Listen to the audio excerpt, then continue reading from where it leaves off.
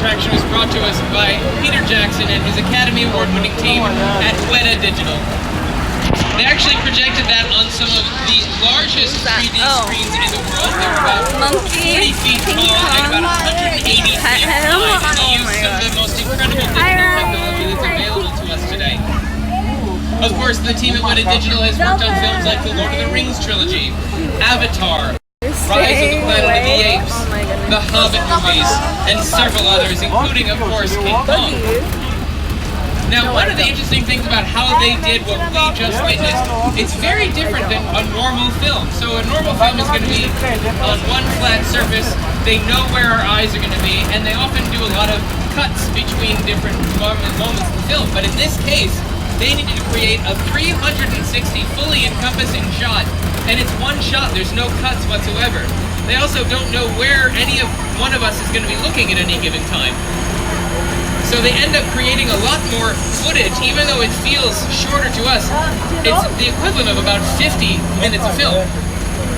Now, in contrast, the original King Kong was actually just an 18-inch puppet.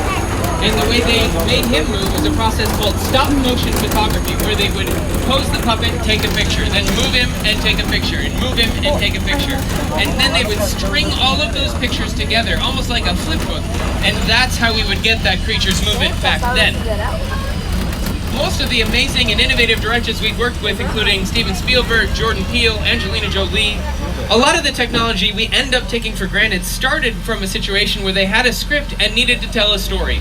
And the problem solving they went through to solve how they tell that story became technology that we rely on every day. But I'm looking around and I'm seeing some concerned faces, and I think I know why. You're worried about that last car, the tram, that got pulled into the ravine by the dinosaur.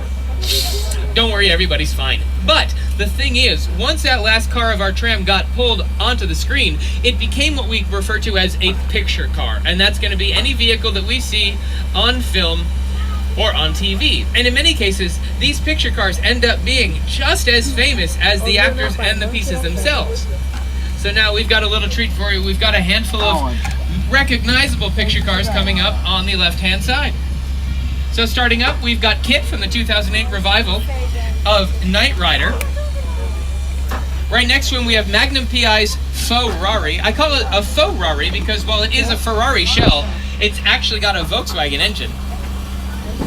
We've got some cars from Back to the Future.